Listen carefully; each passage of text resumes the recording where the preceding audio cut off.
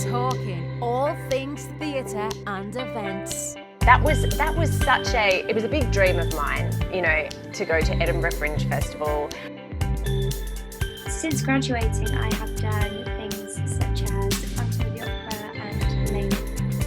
I've been a professional dancer now for 18 years, and a lot of my main work is with Matthew Bournes New Adventures. The Stage Is Yours podcast. Hello and welcome back to the Stage Is Yours podcast with me, your host Cal Graham, joined as always by producer Dan, and we're talking all things theatre and events. Today we're joined by the great and powerful Glenn Graham, principal dancer and resident director with Matthew Bournes New Adventures. We get into the current state of the theatre industry and the impact lockdown has had on us all. We also get into how Glenn became a dancer and his wonderful story of his first encounter with Matthew Bourne and how it shaped his career. So enough from me, Glenn Graham, the stage is yours. Well, join us today. We're joined by Glenn Graham. How are you, my friend? How are you?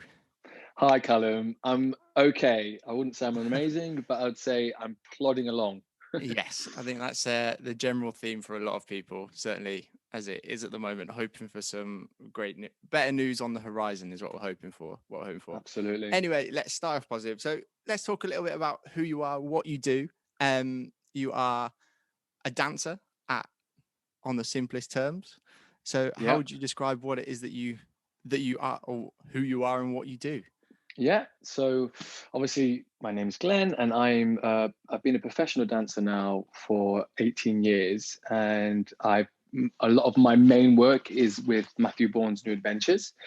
And yeah, I've been with him on and off for that amount of time. Equally worked in other companies up and down the UK, from Phoenix, who were based in Leeds. Also a couple of companies in Europe. So yeah, I've been that. And then just recently, the last 2 years, I've been a resident director with Matthew's company, most recently touring Swan Lake around Asia, looking after that show. And then we, of course, were on the Red Shoes together, which came to a abrupt end, if I remember rightly. Yeah, so it was a very odd time. So would you say that you have your range of work within that? Obviously working with Matthew Bourne, it's obviously contemporary ballet for the most part. So have you worked in a wide range of stuff, or is it predominantly mostly in that kind of contemporary ballet kind of theme, really?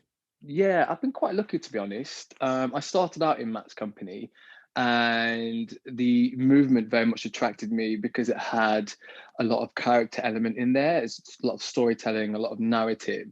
So that was like the first 3 years of my career. And then I hopped over to Barcelona and joined a more sort of abstract style contemporary movement, which was very physical. Matt's company is all about stamina and delivering performances night after night.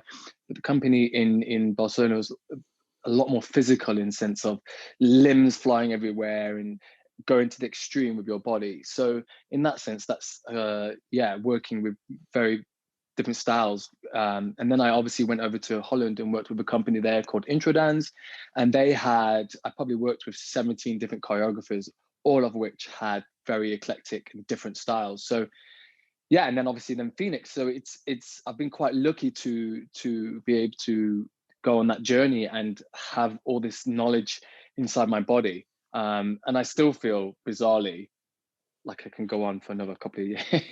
Certainly. Yeah. Hopefully so. Which kind of brings us on to a little bit, obviously, the kind of future of everything that we've got going on at the moment. Obviously, you said we were out on Red Shoes together when it all came to a very abrupt end, getting on for a year ago, as if that's now a sentence that we can say that it's been a year since we've really done anything. But so how have things been for you, really? How's it? Well, if you ask anybody in the company, or if you ask Matt or Etta, who's the associate director, I've been saying for years, I want to finish dancing. I want to do something new. I want to, challenge my mind and do something within the art, maybe creative producing or whatever. And then I find myself year after year still continuing dancing. So I said to myself that doing the role of Grisha Lubov, which was the ballet master in the Red Shoes, would be my last sort of proper physical role. And then I'm still supposed to sort of phase myself out of dancing. But then obviously during the lockdown made me realize, what am I doing? What am I thinking? You know, what a great opportunity I have to continue dancing. And I feel like now I want to continue dancing until I can no longer do it. Like my body says, okay, stop. So touch wood, I haven't had any major injuries over my career. I am actually touching wood right now, trying to anyway. So basically, in a way, coronavirus, this lockdown situation has made me think differently and made me appreciate more what I have and what I can still do. So, you know, it's been a difficult one. It's been a lot of it, it's been a lot of mental strain, sort of dealing with being physical and all of a sudden nothing. I think we were on the way to Bradford, weren't we? And we just finished in Wimbledon. We're on the way to Bradford, and I thought, oh, let me go and visit my mum. So my mum's in Nottingham, so I went to go and visit my mum. And then I was just about to get in the car to go to Bradford, and then we were told to turn back. It was Monday night. And then yeah, it was a Monday night. And so what was essentially supposed to be 2 days to go and visit my mum ended up being 2 months. So I haven't lived at home for 23 years. And so obviously I love my family. I love my mum, and she's my world. But someone then being around your mum saying, what are you doing? Where are you going? What's happening? And all this sort of stuff, you just all of a sudden don't feel like an adult again. And so, yeah, a lot of it's been a lot of mental issue, obviously financially, being self-employed. That's problematic in itself. And the government have obviously come through with a few schemes that not everybody in the company is eligible, especially if you just started out being self-employed. So I think the mental aspect has been a real challenge, and and it sort of knocks your confidence a little bit, and you feel like you've got no self-worth. You actually feel like you're nothing really. Yeah, especially the way that the system works. Yeah, absolutely. I think certainly I was we were chatting a little bit before, and obviously I've found another job and stuff just for the length of time it's ended up being. And I literally was someone asked me that, oh, when do you think you'll be back into theatre and stuff? Because they all kind of know that as soon as I can go back, I will. And I was kind of chatting to her, and I was like, I just don't know. No one can give me that answer. But the one thing that I certainly know, I realize is quite how much of my social side of my life is attached to my job, and actually how much and how much I didn't realize that that's actually played such a part in it. So going back to now, I'm like, look at it, going back, I'm like, oh yeah, go back. And I think that there will be a different appreciation for how much it kind of plays other parts of our lives as well when we go back. I think you're right. Like when you sign that contract, you're on tour for 25 weeks plus, or most of the year. Yeah. Contracts can last longer. And so you are taking your life away from a normal sort of scenario, right? So you sort of you try to get on with people that you work with. You wake up, everything you do when you go to the city is for work. And so you're not in your own surroundings. So to go from that to go and be back to normal, you kind of want that normal life, but now you're in the normal life. You don't want it. You want to be back at work. So you can't really win. But like, it's so funny. I did manage to teach during that time where we were out of lockdown. And I was speaking to a few musicians who were the really quite prolific in the sort of music world, and also in the dance world where they play for class. And then to hear a 70-year-old talk about him going to try and deliver for Deliveroo in his car and all this sort of stuff. It's extraordinary, like that, that they've done that they've got to be able to pay their bills, their rent, the mortgage, going from playing this amazing music in class and then inspiring us and getting us moving, because music is obviously a very important part, to then going to do a job that's not that they're not that they didn't plan on doing. So not that there's anything wrong with doing that, but it's just not what they're trained to do. I think a lot of us are in situations where we never thought we would be, and doing that. But I think it's just you have to do what you kind of do to kind of survive. Like I said, it's something to pay the bills, to do that until we can kind of get back. And then but you've been in the studio and rehearsal room and stuff during all of this with New Adventures kind of, and the couple of film pieces that they managed to kind of put together. How did you find that being in studio? Was it a very different kind of environment? Were there lots of new things to get used to, I suppose? Well, extremely lucky. New Adventures have been banging their heads together, thinking about ideas and how they can create situations and opportunities for the dancers so they can keep on working in a health and safety way. And so, Matt and Etta and Imogen, who all work with the company, all came together and said, well, why don't we do this? And why don't we do this? So a few opportunities came, and I did a piece, duet from Town and Country, that Matt originally danced. We managed to put that on film and then put that, I think it's displayed on YouTube. And then recently we've just did a piece called Spitfire, which you can watch on iPlayer, part of Dance Nation. And just having that routine automatically made your mental health sort of disappear in a way. You got up, you got on your bike, I went to the studio, put my mask on. That was the hardest thing. I think the most bizarre thing is that you're getting out of breath with a mask on, and you're just overly cautious about, standing too close to someone, or not being trying to be in a bubble. It was a very bizarre situation, very unique. And I never thought that I would ever be in that sort of situation. But the grand scheme of things, I feel very blessed that I'm able to still be a part of that. And yeah, I mean, I have looked for sort of other jobs, but there's like 23,000 people applying for 10 jobs. It's just the most bizarre situation. And there's also getting over that pride. I think pride is something that you have to strip when you're in this situation. Here I am. I would like to say that I've been quite a successful dancer. It kind of, the career sort of came out of nowhere. I didn't dream of being a dancer when I was younger. I did start till I was 19. And then I built up this sort of energy and this feeling of, oh, I'm professional. And then to sort of strip your pride and then go and do a job that you feel like is not you, or you feel like you're better. I think that's a lesson learned, that you're not better than anything. You have to strip your pride and go and do other things. Yeah, I think you have to, very much so. And I think there was very much an element of that with myself as well, in that sense of that initial thing of, again, New Adventures were amazing with their support, and with the nature of my contract, we were able to be furloughed for so long, and there's still support and stuff from them, and like of bits and pieces going on, and which is great.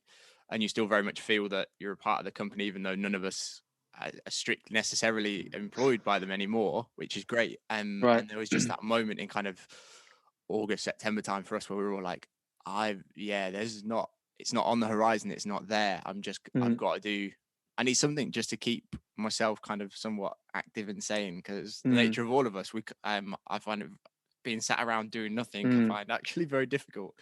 So it was a kind of an odd moment, and like you said, just kind of swallowing your pride and going, right now, doing what I want to do, I can't do, so I'm gonna have to find something to kind of keep things moving and kind of it is. So it was an interest. It's been a weird old time, and the fact that we're closing in on a year is very weird. And that when we found out in Bradford was it was one of the weirdest nights I think I've ever had. It was very, very weird. So we'd already arrived so we traveled on the Sunday, and most of the team had been in on the Monday. The show was basically in. The show was pretty much ready to be handed to you guys for so some of you guys do bits on a Monday night, some bits and pieces. Yeah. Bradford's quite big, so they weren't too worried about it. So there's plenty of space. And we were basically that. And I can remember Sam head of stage literally coming to me doing that, saying, we've like even unloaded 2/3 of the props truck, which we'd normally do on a Tuesday morning. Being like, we're well ahead. And then we were all just in the hotel and stuff at Jury's Inn, and the messages started pinging around going, have you heard of this, and this? And then being sat in the bar just going, that's it, it's done. I think 3 weeks we were initially when it came through, but we were back in on the Tuesday morning to put it back on wheels. It was the oddest day ever. Oh my god, I can't imagine. You've erected the set, the lights are in. It was near enough ready. We were ready for technical rehearsal, in a sense. Like all the kind of wardrobe girls were about, and everything were like laying everything out. Like we were well ahead, because we were very much into the kind of rhythm of weekly moves at that point as well. So we were very much there's lots of space at Bradford, which was great. So it made life a bit easier for them. But that Tuesday was weird. It was so weird. The funny thing is, I actually got coronavirus that weekend. Really? I contracted it, and I didn't know what it was. I just thought I had a flu. I had like chills and aches down my spine, and I was kind of hoping that Bradford would be cancelled, which would give me a week to sort of Weeks is, recover. yeah. And then I think we were in Bristol the week after that, or something. I don't I don't remember. know. Well, where we were just remember being around on stage and everyone's phones pinging at the same point on the Tuesday, Right. going, "We've just cancelled like the next 2 weeks as well. We'll let you know Right. about things going forward." So like it was Yeah. originally Bradford. Well, there was talk in Wimbledon. We were like, "Are we going to Bradford? Like, are we doing that?" And they were like, "Yeah, everything's fine." And then it was. Yeah. But no, it was a No. weird. Yeah. And what a shock! And then to be told that our Asia tour would still probably happen, and then it just started to resonate. And then you're like, okay, everything's been cancelled. You'd planned for the whole summer to be in Asia, and it's a big shock. It's a big shock, Yeah, not only absolutely. financially, but it's crazy. I just remember like tasting a packet of prawn cocktail crisps, and then they'd sort of announced in the news that you could possibly lose the sense of taste and smell. And I opened the crisps, and I had to look back at the packet, and it was prawn cocktail, and I thought they were already salted because I just couldn't taste anything. No real flavor. But sorry, going back to the touring thing, that show is massive, right? Trying to erect that show and then be told a couple of hours later to take it down. I couldn't even imagine. Well, it was a weird one. Because obviously New Adventures committing to having a second version of the set, so that when we were in Asia, there wasn't massive gaps between when we were in from between Japan, South Korea, China and stuff, which was great. But we were aware that certain bits on the one we were on with the set version we had, because I think we were in Cardiff the week after, because that was when we were getting the new set. That's right. To put it together, because Cardiff's such a barn of a theatre. We were just like, there's loads of room. It'll be great. It's easy enough to get a few extra people in to do it. So I think that was the plan. So we were kind of loading this going, is this going? Like, we took it so much more apart as well on the Tuesday than we normally would, because we were like, just in case it does. And it was a weird day. And I don't know why, but for some reason I took more stuff with me than I normally would. I'd have normally left more on the truck. And don't ask me why I decided to take extra bits, but for some reason I just did. I took a few more bits, but it sat on wheels for months.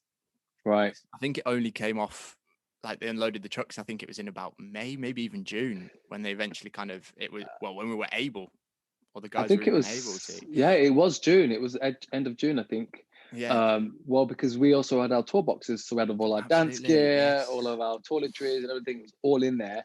And then they obviously planned a time for us to all pick it up. But it was crazy. It's been a weird few months, and hopefully with vaccine and things rolling out, there might be there's a light on the horizon, as it were, that hopefully we will be in the not too distant future. I have to say, like, it's not all been doom and gloom, to be honest. No, absolutely, yeah.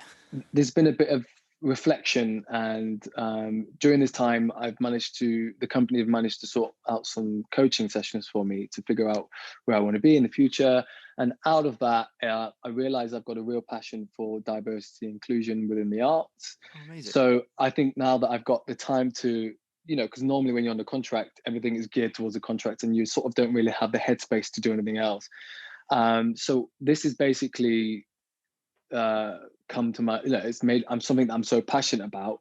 Obviously I'm a mixed race dancer, and trying to inclusion, not just from a race point of view, but from many different types of, disabled, sexuality and all this sort of stuff. It's something that's actually I'm really passionate about and I want to share. And then when you look at the arts, you do see that there's a massive imbalance. So that is something that's come alive, and I'm really passionate about, training in that, doing more research, trying to get my head around it all, and then hopefully making a shift and a cultural change. Yeah, absolutely. And there's no reason why not. And it's something that obviously everything that has happened during these kind of in the last year, with everything around the kind of Black Lives Matter movement and everything like that, I think everyone's kind of looked and reflected at their own kind of thing. I know I certainly, similar to yourself, ended up back with my parents when everything kind of happened, Mm. and all of lockdown, and kind of going, where am I going? Yeah. Of doing that, and there were discussions and stuff that were had back at home and things like that about what are various bits and pieces. And obviously, we see, having traveled around the country a lot within the last kind of few years, you look and you realize bits and different kind of and or things you never thought about of what you've seen and what's been about, and just how things are. I suppose it made, even though, yeah, which is great. And it's great that you kind of have found that kind of something to really kind of Yeah. go forward. And like, there absolutely are positives to come out of all of this. I'm definitely, that's certainly something that I'm keen to make sure that it's not, yes it was shit and it's crap, but like there has to be some, like, we've got to make the most of it and kind of have something coming out of the other side of it, really. I think you can either sit in it and go, okay, it's the heaviest thing, you sit in your dark shadow, but yes, you'll have ups and downs. Like next week might be a completely different week to what I'm having this week, but you've got to hold on to the hope. You've got to hold on to the possibility of coming out of this on the other side. And the way I'm thinking is, what can I gain in this time that's going to help me later on when we get out of this situation? So it's easier said than done, but I'm going to try. Yeah, absolutely. And I think having something yeah. to kind of focus on and stuff as well is really, for your own kind of sanity and mental health in that sense, is really great. I think if you were to just sit around and kind of wait, I feel like it's only going to kind of get worse in that sense, because you're just going to think of all the negative side of things that are going on in that sense. And it's just kind of finding all those positives. And there are some positive moments, and there was that lovely moment in the first lockdown where everyone just kind of went, here's all of our theatre, and just kind of opened it up and dumped it all online and kind of put all in it together kind of thing. So like the National put things up online of stuff that we've all got recorded for kind of archive purposes, but was never intended to kind of do that. But there was just suddenly so much theatre and access to stuff, and people reaching out, and kind of people's side hustles suddenly becoming something that they've done that. And obviously there's the group Not on the West End on Instagram and stuff, where you're just seeing all these amazing things that people have suddenly turned their hand to. I mean, Erin, that we both know really well, she's like just started up her kind of candle making stuff and things. Oh wow. And everyone's kind of finding these things to kind of keep themselves creative, because we're all creative people, so need something to kind of you have to be creative with your brain, right? You have to be we're creative in one sector, but then is that all we are? Does that define really who we are? What else do we have to give to the world? So you're absolutely right. The funny thing is that I was passing during lockdown. It was such a sorry affair walking through the West End. It was like tumbleweed. It's something out of a movie. Normally there's cafes, bars, restaurants, people walking in the city, and the lights on in the theatre, and then just to walk through is just so soul destroying to see the West End like that.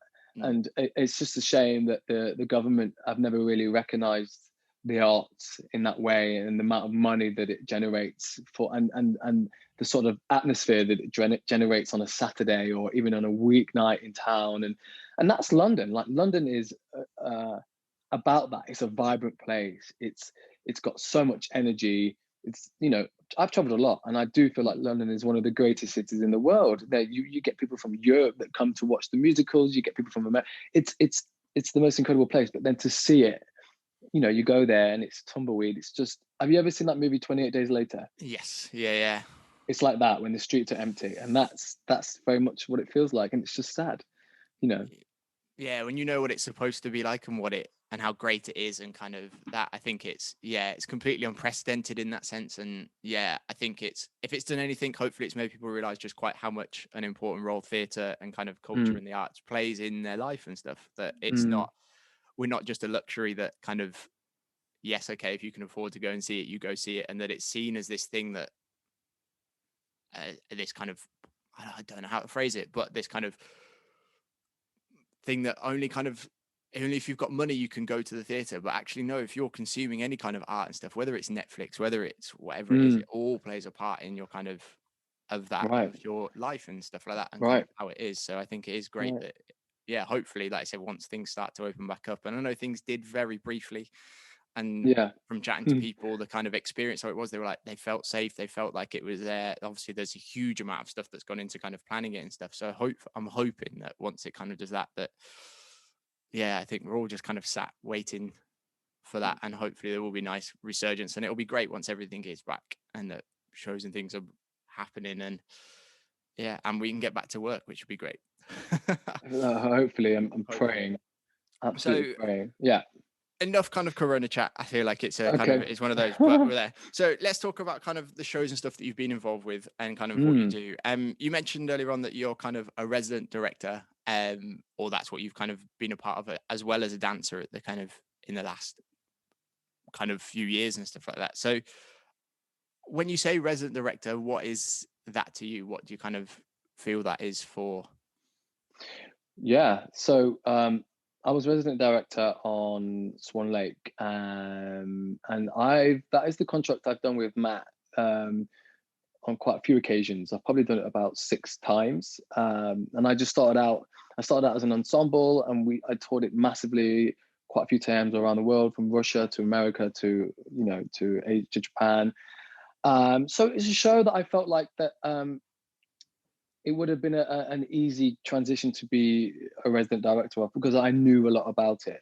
I was mentored amazingly by Pia Driver, who was the resident director at the beginning of the contract, and then I took over because she went away and had a lovely baby. So just learning from her and getting her wisdom and her fountain of knowledge was just brilliant. So I don't think without her I wouldn't have been able to do the job, but I took the job to Asia, and it's more than just knowing the counts for the show. It's more than just knowing the artistic side of the show. You have to liaise with you guys, the technicians, with Gaz Wall, who was the stage manager, the physios, the wardrobe, the lighting. You sort of liaising together with this fantastic group of people, because New Adventures is essentially it's a massive family. But what I realized whilst being the resident director on that show, it was more about taking care of people and making sure that they are mentally and physically well and happy, because if they're not mentally and physically well, then somehow the show suffers in some way. And it's just about listening, and that's probably 9 times out of 10 what it is, just listening, because they're able to air what it is, whatever it is that's going off at that time. But it was a real challenge for me. I would say it wasn't the easiest thing to do, but I felt like I can only build from what I've learned. And wow, I feel so proud to be coming from a sort of council estate in Nottingham, where I'm from, to taking one of the biggest shows around the world. Like, starting at a very late age, this dancing, I didn't start till 19, and then which takes normally essentially 15 years plus to build a dance. I did it in 3, which is just crazy. And then to being a resident director, and it's really, really good. So it's given me a little bit of a thirst to want more and see what else I can do to help people with their journey. And actually, I've set up, because of that, I've set up a little website, a little company that's just basically prepares dancers for the professional world. And hopefully in time that will all be out there and able to share my wisdom and my knowledge of what I've gained in the industry so far. Yeah. Amazing. So you talked there as well that you've toured all over the world with New Adventures and various other companies as well. How do you find touring life? I feel like we all tour in a very different way. Certainly the technical team, production team do. So how is that for you guys as dancers? Because you're, again, using New Adventures example, your weekly schedule is very, very different to what, say, ours is. And I feel like it's a very different world that the two sides of the company that make up the company kind of live in, really. Right. Well, it's so funny because UK touring is very different to sort of international touring. We generally do about 8 shows a week on a UK tour, and it's so exciting. If your first job for the first 10 years, oh my god, it's exciting, a different city each week. You got your Thursday nights where we all tend to go out and have a bit of a drink, and then we suffer the next day. We've got to get through the show, and it's all that stuff from the night before. So I think for the first probably say 10 to 12 years, it was exciting. It was great. And then eventually, you know, you're still in love with the job. You're still in love with with theatre and dancing. And then you realize that, you know, you start to compare yourself with your friends at home, and you're like, well, they're sort of going out on a Thursday night, meeting for dinner, and we can't do those things. We're in a contract. You're not as free. You can't take a holiday when you want to take a holiday. That's the difficult thing. On the plus side is when you do international touring, you arrive at, let's say, Tokyo, and it's exciting. We all get there at the airport. We get on the bus. We go to drop off our stuff at the hotel. Everybody meets in the foyer, and then we're all out to these amazing restaurants, drinking, eating, chatting, getting to know each other. But equally, sometimes we forget. Eto has a famous saying in the company: "It's not a holiday," she says, and which it's not. But sometimes you're just so you're sort of going along with everything. It's so heightened that you're abroad, and you've got to deal with sort of time. What is it? The time shift, the time change. Yeah. Dealing with that, you've got to climatize to the local time. And so, I mean, when I'm talking about it now, I've got a massive sense of nostalgia, and I just want to get on it straight away and go get on the tour, get going. And Yeah. you know, we're never going to take it for granted again. Like, I'm never going to moan that I'm tired and I've got to do a show. And you know, it's the best thing in the world. Seeing the world as well. What job do you get to do where you just, all you got to do is turn up at the airport, go to the venues that you go to, and just do your job, and then you're looked after. You're taken from one place to another, get on a flight. You know, it's a crazy job, and it probably doesn't last that long. You know, dancers' careers are quite short. So I miss it. Yeah, absolutely. I think we all do. And I think it was, yeah, definitely. And it was slightly that, it's like you said, again, not that we're still talking about it, but that slight little build up on the fact that South Korea never closed its theatres, still hasn't. There was still that little glimmer that we might have done that. So, because Phantom of the Opera was running in Seoul the entire time, it didn't close at all. So they didn't close their theatres in South Korea, despite, I think they had a few blips, but I think they still kind of managed to keep things going. So it was, yeah, there was still that slight glimmer of hope that we might get something, but unfortunately. But that's quite interesting, like you said, from there, that the massive difference between like even just touring in the UK and then when you do, there is obviously a big shift for when you then go over there, and then there are obviously challenges and stuff involved with that, which is great. Would you say you've got a favourite show that you've toured or that you've been involved with in general, or is there one that I do that? Obviously, you say you've done Swan Lake 6 times. I think I mean, Swan Lake will always play a huge part in my heart, and I'm so privileged to have done that. I managed, you know, I've also played the role of the Swan in Paris, America, Antwerp, in quite a few places. So I feel quite gifted to have done that. I think for me, the tour, like Carman was one of my most favorite shows to do. You know, but for some reason we only tour that for 6 months of the year, so it's like a short tour.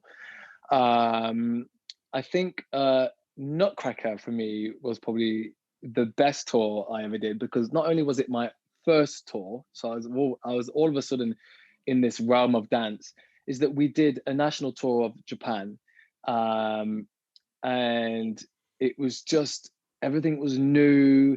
The piece was so uplifting and energizing, and I was 23 and best time, and yeah, I think that was one of the tours that really sticks in my mind.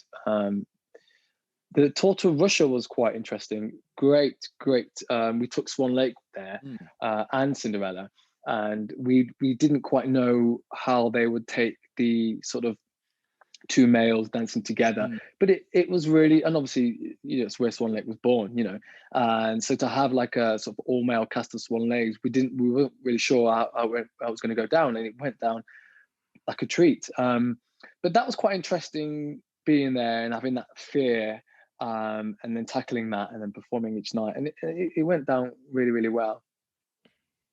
No, that's amazing. And like I said, yeah, that's interesting that you talk about kind of the cultural aspect of that, and obviously ballet and stuff like that's a huge thing in Russia, obviously.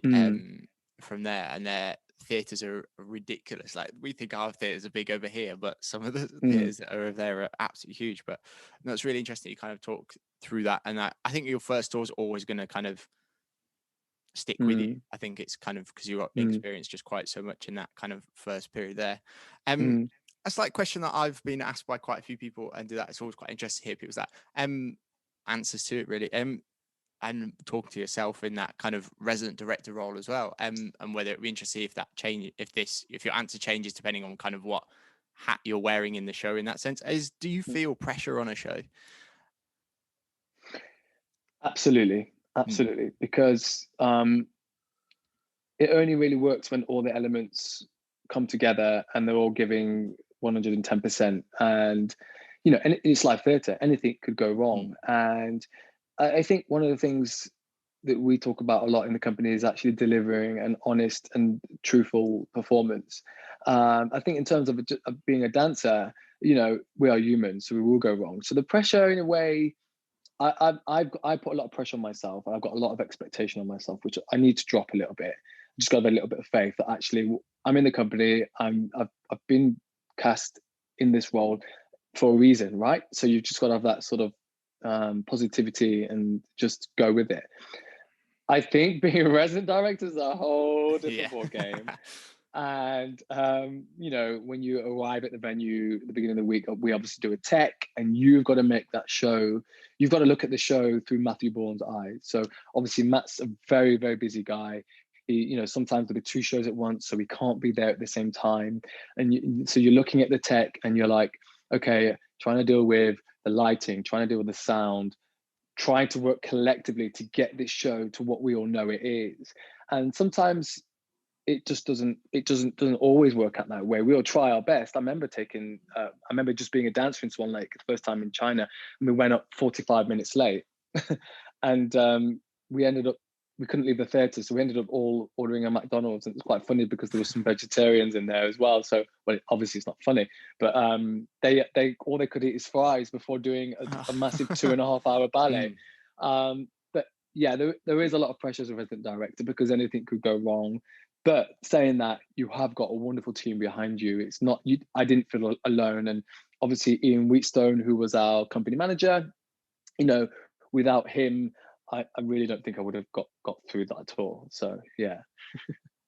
No, yeah, it's a funny one, and kind of the pressure of that, and we're all aware it's live, and I think there's also obviously the kind of part of it that's why we all enjoy it as well. That kind of that little bit of pressure in that to get it right, and I think it's that.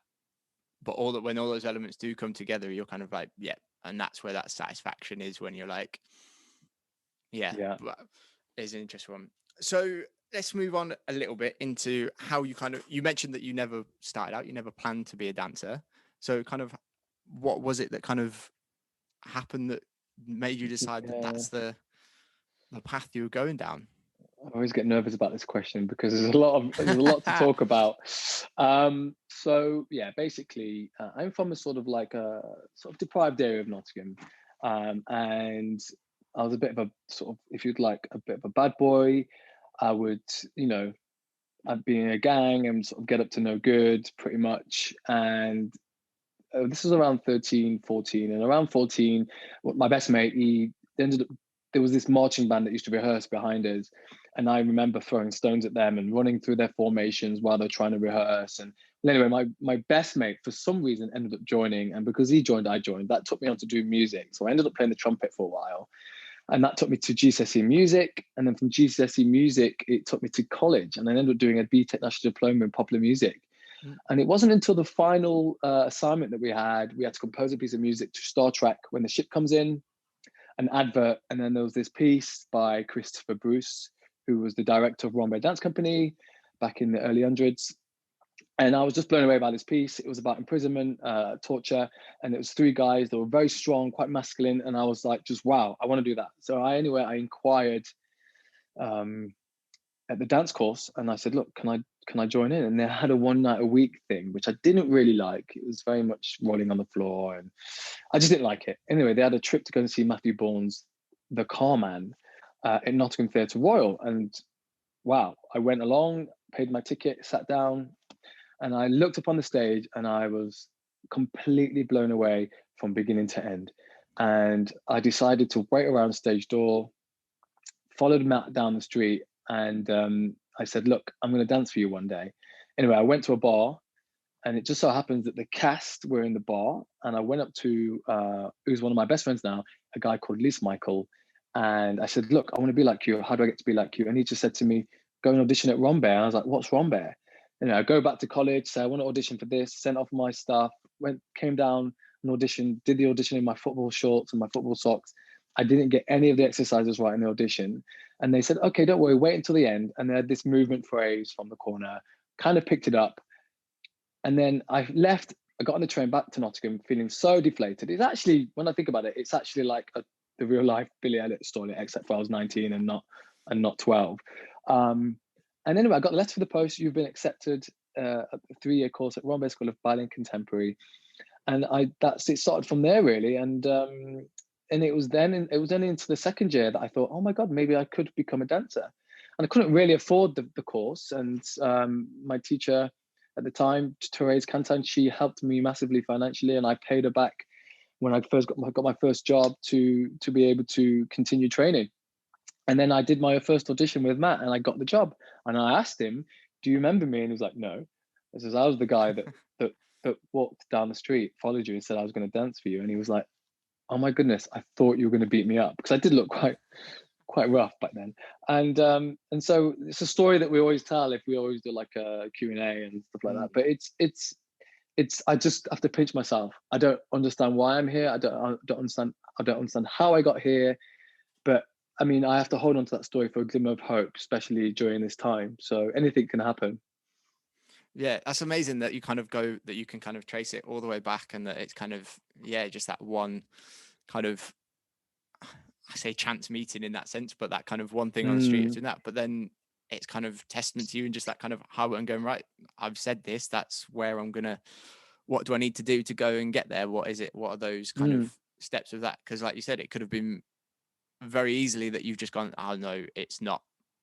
Once you find out, I've got to go do this and this, having not got any real background in it of doing that. So it's a great little story, a great story really as well of that. And I think it is great of doing that. And I think it's, a really nice story, really great. But so how do you find, thank you. Yeah, it's great. So what is it? So you've been through all of that and kind of your training and your process of that and just the kind of hard work to get there. So do you feel, was there kind of a bit more kind of pressure, you say, from yourself of that's where I want to get to? And then once you got there, kind of proving yourself?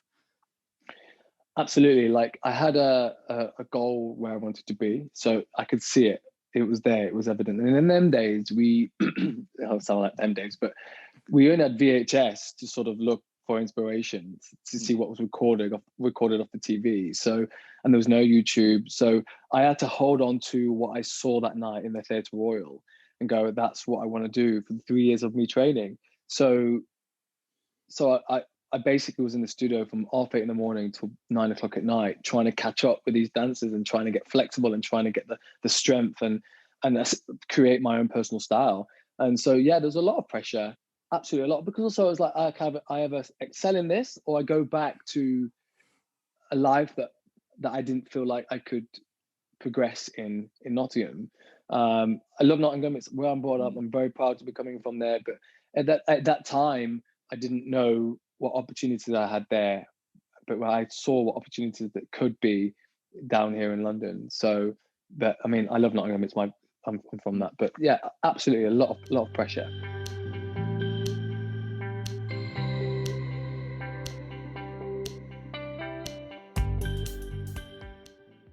We'll jump on into kind of the last few little questions and stuff like that. These are things we ask everyone on the podcast. Okay. One of which stemmed from the Red Shoes tour and a conversation on the back of a truck at 5 a.m. on a get out that wasn't going quite so well, but it was just one of those. And that's from mine and Erin's chat. So you might do that. So it's for that. And the first one is this, and it's do that. Have you got a dream show to work on or be a part of? You may have already done that show. It might be that one. Or is there something that you still kind of have there that you go, I'd love to do this? Yeah, there is. I'll be honest with you, like when I first started training, I didn't really know much about musicals. And I never really had the desire to do a musical, but I really want to do West Side Story. It sounds really cliche, but it's such an inspirational piece, and the choreography by Jerome Robbins is just insane. The only issue with that is I would have to put myself through some really intense singing lessons, because I can hold a tune, but I wouldn't say I'd be good enough to audition for West Side Story. Yeah. No, that's great, and it's quite interesting that it's kind of on that other side of the show, the industry in that sense. Great. Our second one, and this is that we only realised this was a thing, like I said, at sort of chatting on the back of a truck at stupid o'clock in the morning. What's your go-to post-show snack? Like one thing that after a show that you always seem to find, that's what, or that you're always craving after a show. Oh my God. So it would be, well, we call them crumpets in Nottingham. So it'd be pikelets. Is it pikelets or crumpets? Crumpets. Yeah. Crumpets with melted cheese and some Branston pickle on top. And it's just dripping down the side. Yeah. It's kind of like when you get home from show, it's actually, we get home, probably about 10 or maybe 11 o'clock. And then depending if we've gone out on the night out. But it's like, if you're just tired and you've got no energy to do anything else, crumpet, melted cheese, and Branston pickle, four of those will sort you out, which is probably not settling on your stomach very well while you're sleeping. But maybe not, no, but it's grand. And our final one of doing that and kind of try to end on a lighter note. What's the one thing that you know now that you wish you'd known when you were first starting out in your career? That one thing that you wish someone had said to you that would have made your life somewhat easier? Oh, that's a really good question. I think it's a very good question. That there's quite a few things, but I think if I'm going to say it, I'm going to say that I wished I'd had the continuous confidence, and I think confidence is something that I wished that I would have installed in myself from a very, very early start, which would put me in. I mean, I've been very lucky so far, but I think, I think confidence is something that I believe in myself. Basically, I wished I'd believed in myself more. I wish I'd have known that I could have done that before I started training, because especially in this industry, there's a lot of doubt, and so I guess it's okay to not have a complete confidence in yourself all the time, but just to believe in yourself, I think. Absolutely. And that's great, and I love that as kind of a note to end on of going forward, and a little bit of advice. Glenn, it's been an absolute pleasure catching up, mate. It really has. It's and just chatting theatre again. Can't go wrong. Thanks, Callum. It's been great. Thank you for listening to the Stage Is Yours podcast. Want to know more? Then head over to all of our socials. You can find us at Stage Is Yours Pod, where you can catch a cheeky glimpse at some of our upcoming guests, and subscribe to our YouTube channel to make sure that you never miss an episode. This has been the Stage Is Yours podcast, talking all things theatre and events. Until next time.